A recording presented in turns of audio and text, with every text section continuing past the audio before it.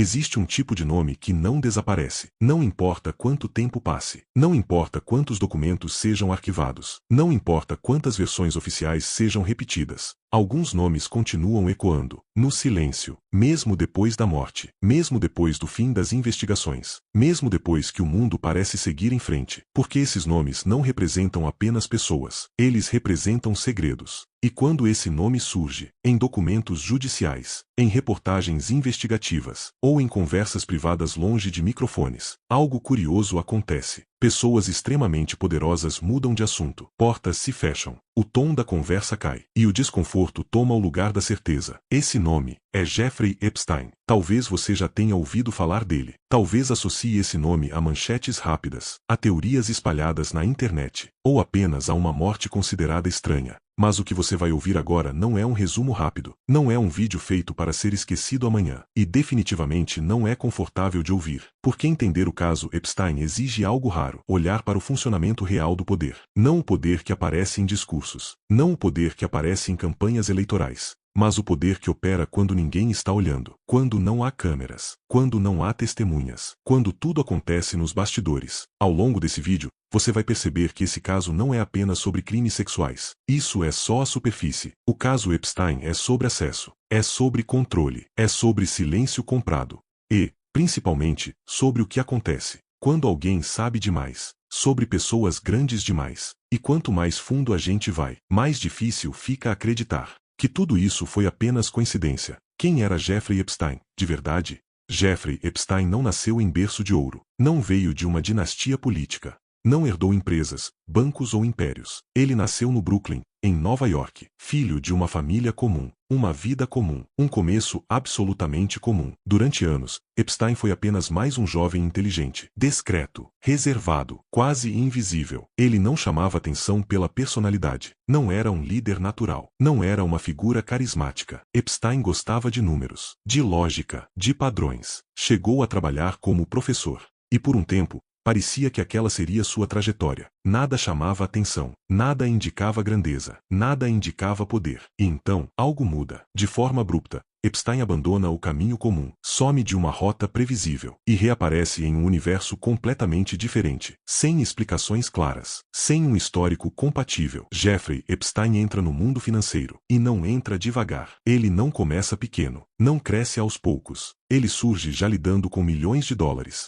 Aqui está o primeiro ponto que você precisa guardar com atenção. Não existe, até hoje, uma explicação pública e definitiva para a fortuna de Epstein. Não há uma lista transparente de clientes. Não há um histórico sólido de operações financeiras bem documentadas. Não há registros que justifiquem o padrão de vida que ele passa a ostentar. Mesmo assim, Epstein começa a viver como alguém que não apenas tem dinheiro, mas acesso irrestrito. E no mundo real, acesso vale muito mais do que dinheiro. Com o passar dos anos, Epstein começa a aparecer em lugares onde estranhos não entram. Eventos fechados, reuniões privadas, ambientes onde decisões importantes são tomadas longe da opinião pública. E é aqui que a história muda de tom. Porque Epstein não era famoso, não era político, não era herdeiro de nenhuma grande família. Mesmo assim, ele estava lá, e não como um convidado ocasional, não como alguém tolerado, mas como alguém que pertencia àquele círculo. Isso levanta uma pergunta silenciosa. O que Epstein oferecia para estar ali? É nesse ponto que surge uma figura essencial para entender tudo isso. Ghislaine Maxwell. Ela não era apenas uma companheira. Ela era uma ponte, uma conectora social, uma facilitadora de acesso. Maxwell apresentava a Epstein às pessoas certas, e apresentava pessoas a Epstein. Ela transitava entre elites com naturalidade, sabia exatamente como aquele mundo funcionava, sabia quem tinha poder,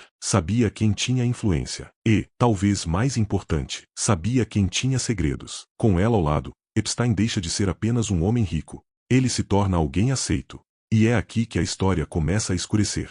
Segundo investigações e testemunhos que surgiriam anos depois, jovens, muitas vezes menores de idade, passam a fazer parte do universo de Epstein. O convite quase nunca parecia perigoso. Promessas simples, dinheiro rápido, oportunidades vagas, ajuda financeira. O ambiente, no entanto, era sempre o mesmo. Luxo extremo, regras que nunca eram explicadas claramente, e um silêncio absoluto. Mansões isoladas, ilhas privadas longe de olhares curiosos, viagens em jatos que não seguiam registros convencionais. Nada disso acontece por acaso. Isso exige planejamento. Isso exige logística. Isso exige proteção. Isso exige que muita gente veja, e escolha não agir. E durante anos, foi exatamente isso que aconteceu. As denúncias existiam.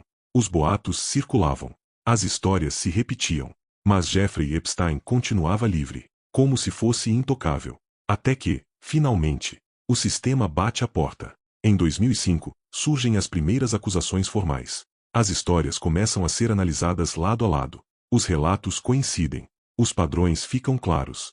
Tudo indicava que Epstein enfrentaria consequências sérias. Mas o que acontece em seguida se torna um dos capítulos mais controversos desse caso. Jeffrey Epstein fecha um acordo judicial. Um acordo que, para muitos juristas, simplesmente não deveria existir daquela forma. Ele evita acusações federais graves, recebe uma pena surpreendentemente reduzida e, na prática, continua vivendo em conforto. Esse momento muda tudo. Porque a partir daqui, o caso deixa de ser apenas criminal. Ele se torna institucional. Quem permitiu esse acordo? Quem assinou? Quem decidiu que certas perguntas não deveriam ser feitas? Essas respostas nunca foram totalmente reveladas. E talvez nunca sejam. O caso Epstein não terminou ali. Na verdade, ele estava só começando, porque depois disso viriam novas investigações, exposição global, pressão da mídia e, finalmente, uma prisão.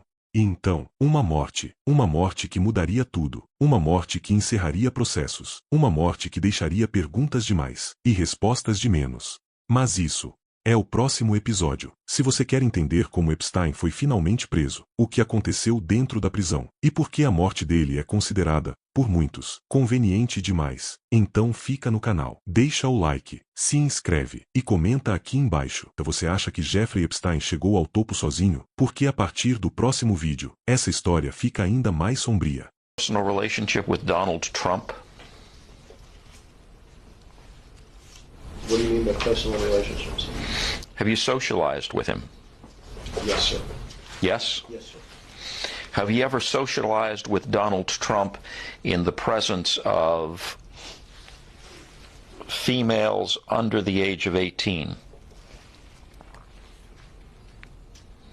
Though I'd like to answer that question, at least today, I'm going to have to assert my 5th, 6th, and 14th Amendment rights, sir. Spoiler alert, season 2 is on the way, so in the end, he obviously didn't kill himself. Just like Jeffrey Epstein. Shut up! I know he's your friend, but I don't care. You had to make your own way here in your own plane, didn't you? Right, but tonight isn't just about the people in front of the camera. In this room are some of the most important TV and film executives in the world. People from every background, but they all have one thing in common. They're all terrified of Ronan Farrow. He's coming for you. He's coming for you.